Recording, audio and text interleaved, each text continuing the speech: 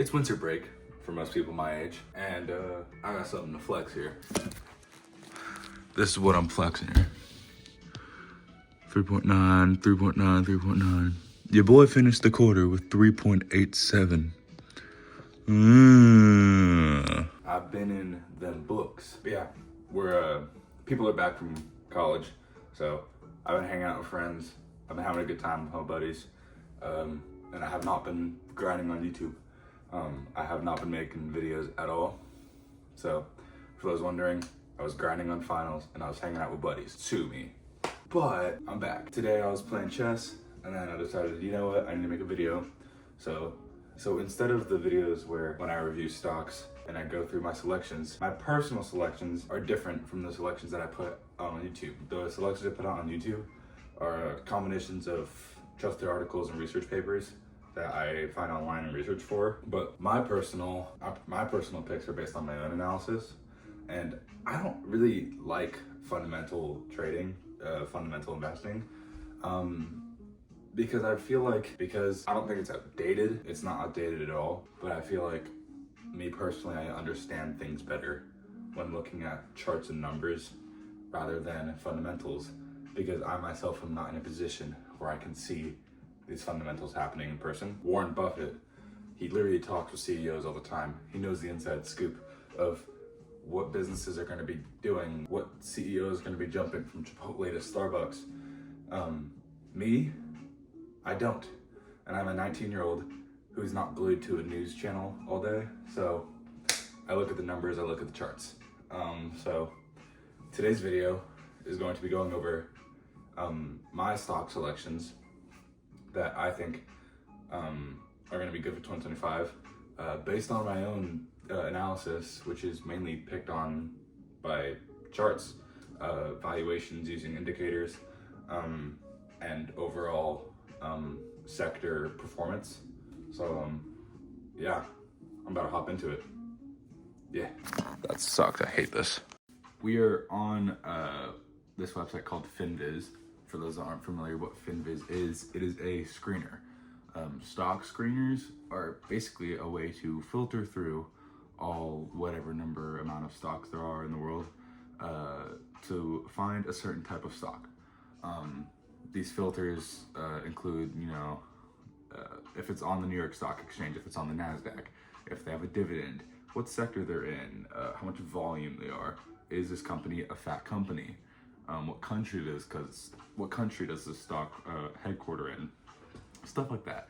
It's got those types. It's also got technical ones. So if you want to look for the numbers of the company, their indicator, that company's price in relation to an indicator, or even earnings numbers. So numbers like debt to equity and P/E and ratios and growth over the past 5 years. That's what screeners are for. And me personally, I think FinViz is one of the better ones because they offer a lot of tools for free. So for those that are looking to get into stock research on a budget, FinViz is a good start. For those that are wondering what my filters are to look at stocks, I'm just going to go through them. Market cap over 10 billion. I want this company to be large. I want this company to be established. I don't want this company to just randomly fall under without like any short notice. Large cap stocks mean that there is lots of money invested into this company, which is a good sign for just safety. It has nothing to do with it has nothing to do with if it's a buy or a sell. It's more or less just a precaution to me. And 10 billion is a good number in my opinion. Going into my only fundamental filter. So going into my next filter, it's the forward P/E ratio. The P/E ratio stands for the P/E ratio stands for the price of the share over their earnings.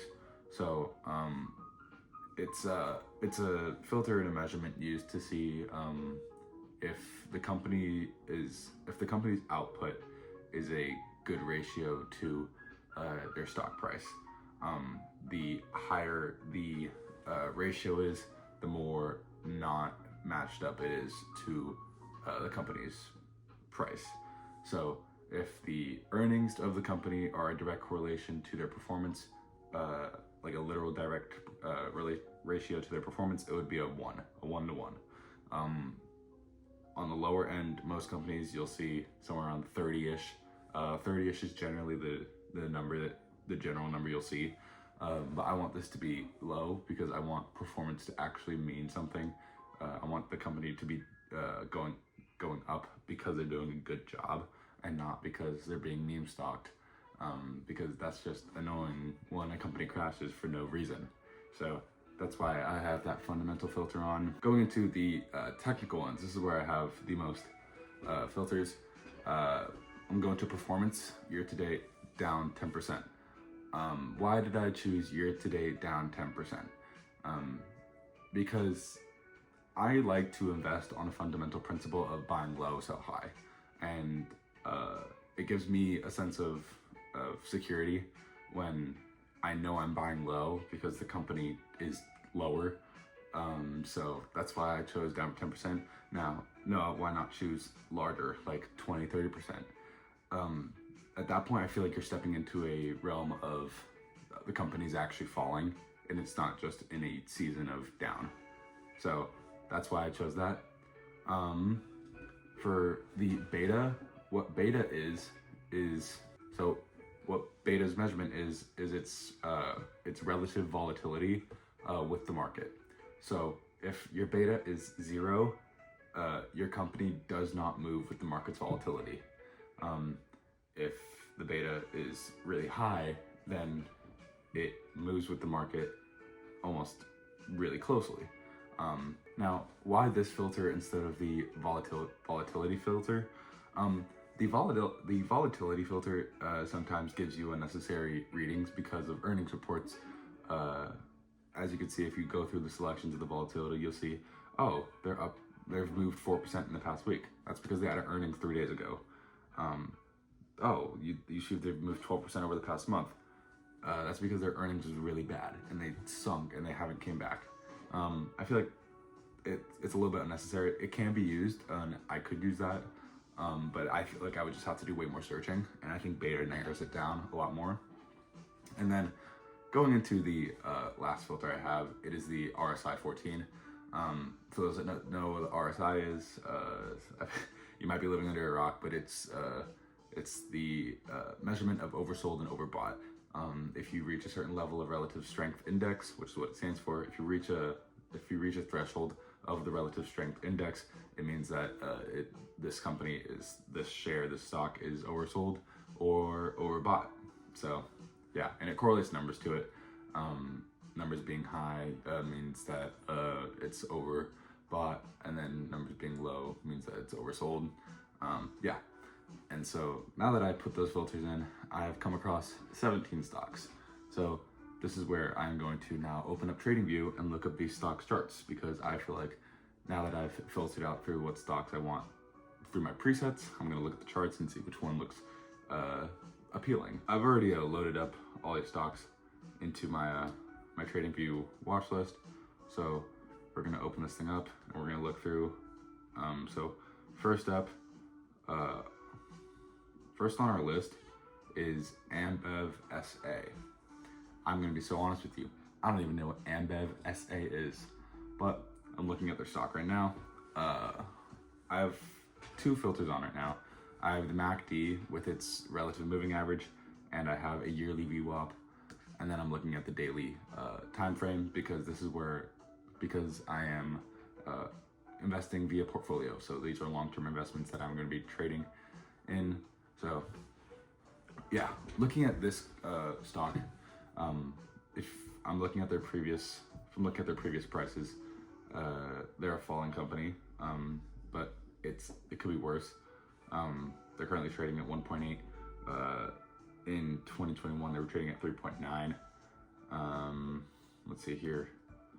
Over this past year, they've been mainly going down. with a high, with one of their recent spikes at 2.58. Do I see this company going high in relative to its stock price? Maybe. This isn't really a like pinpoint, like, oh my gosh, this is an instant buy because of what this is. You see, if you take a look at all that, that's basically a half-year period of just straight downward movement.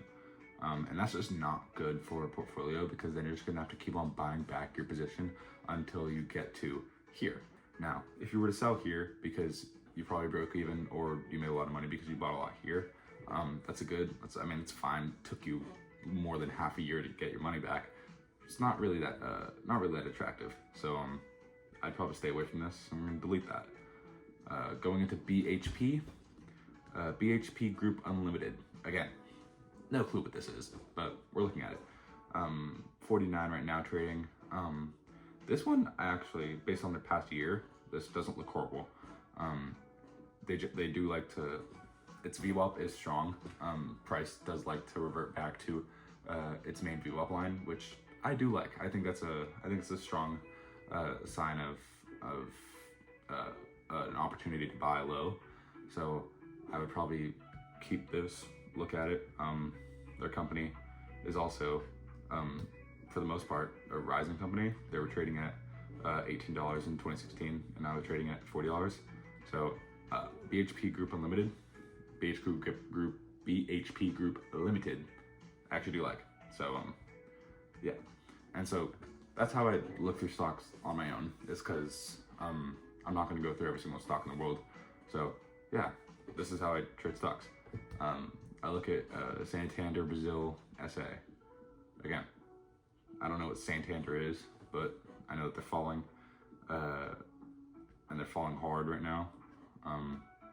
They were at 8 something, now they're at 3.8. It's not necessarily the prettiest, so I think I'm gonna stay away from that. That's how I trade stocks. So I'm gonna go through these and I guess find ones that I like, and then at the end I'll show you guys what I come up with. So yeah.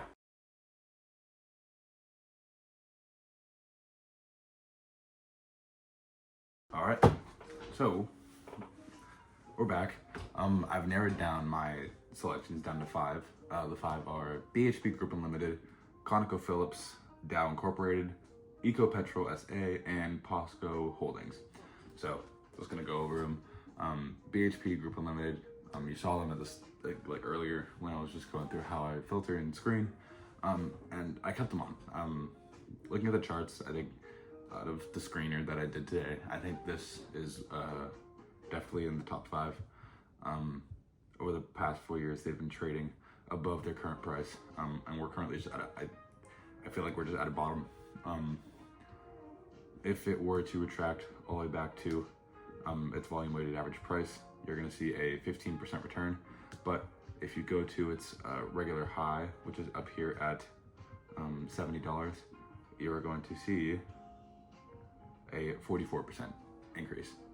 So if you were to generally just say, hey, I'm gonna cut it at 30%, that's really realistic, because 30% is just here.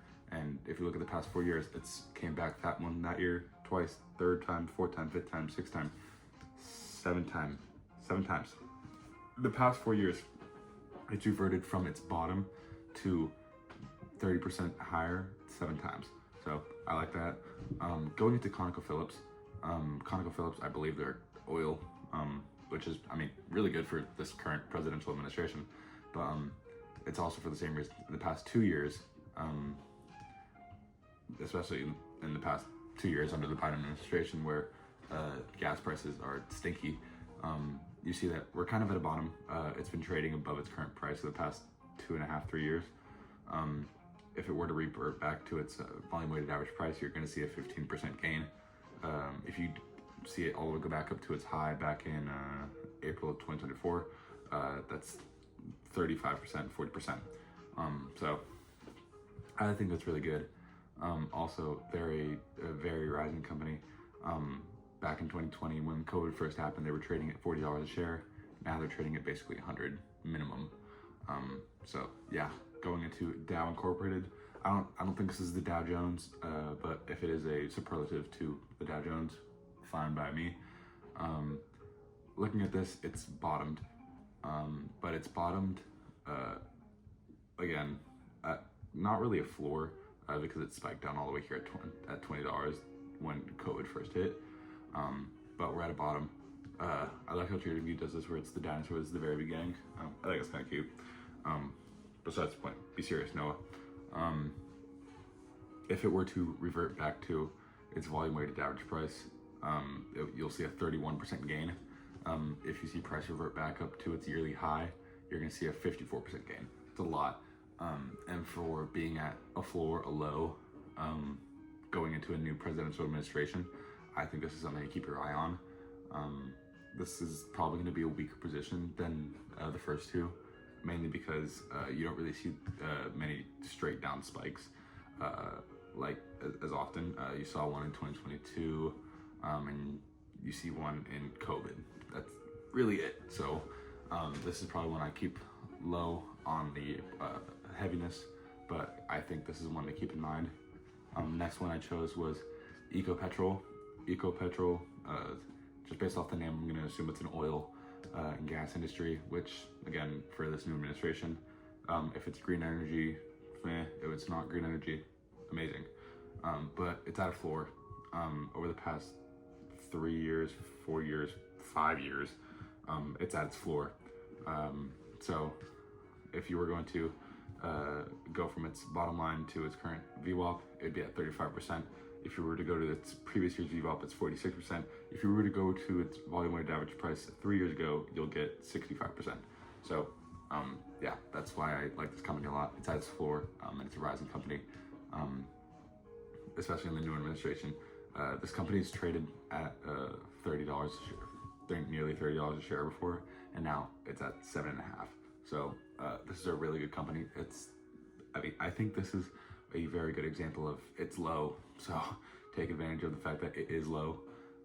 They've got our earnings coming up in March, so not going to see crazy volatility anytime soon because they had really good earnings. 4% surprise earnings back in Thanksgiving time, November. So yeah, that's the fourth. And then number 5 is PKX, POSCO Holdings. This one I was kind of shaky on. As you can see by the candles, its daily volatility isn't really strong during market hours. It moves a lot during post-market hours, and that's why you see these big gaps. But ignore the gaps and look where the lines are going. It's the same story. You're at a floor with a company that trades a lot higher than it usually is. And it's, again, it's basically at its third deviation of VWAP. If it were to retract back into its volume weighted average price, you're going to see a 40% gain. If you were going to retract back to its volume weighted average price at the previous year, you'll be at a 90% gain. So for a holdings company, this thing's low, and I think holdings companies right now are in a position where they're due to grow. Why did this company grow so much? July 23 earnings off of 1.2% earnings gain. There's definitely more to that.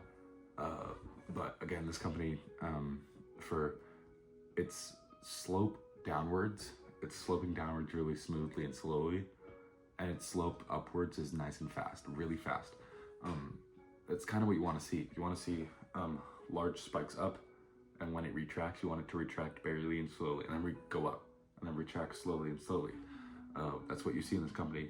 You see lots of retractions slowly downwards, but as soon as you try and go upwards, it's fast, it's jumpy. So that's why I like this company. Yeah, those are just five companies that I think you should keep an eye on. Don't throw all your money in one of them. Don't throw all your money in two of them. Keep an eye on it. If you feel like it's a good investment, do more research. It's your money. It's not my money, and it's not my recommendation. I'm just providing the charts and what I think about it. Yeah, those are the five. So if you like the video, like, comment, subscribe, do whatever the heck you want with it, and I'll see you in the next one. Peace.